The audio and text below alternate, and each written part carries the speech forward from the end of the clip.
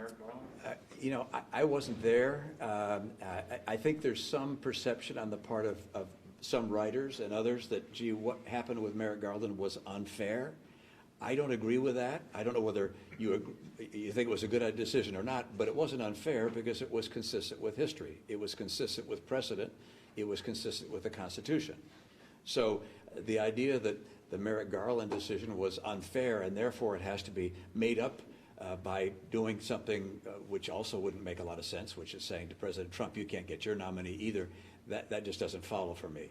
The Garland decision was consistent with history.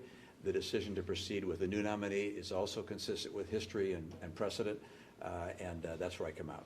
Senator Romney, I know you said you will assess the nominee on his or her qualifications, but the president does have a list of 40 people out, and he's made it very clear that his nominee will always come from that list.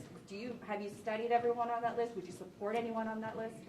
I have not studied the full list, nor have I done the qualification evaluation that I would want to do before I decided to support anyone in that list. I presume there's at least one or two on that list that I would support, and there may be one or two that I wouldn't, but I haven't looked at their qualifications to make that judgment. But I will before the process is complete. What about Amy Coney Barrett in particular? I haven't reviewed her judicial record to this point, and we'll look forward to doing so if she's the nominee. Thanks so very much.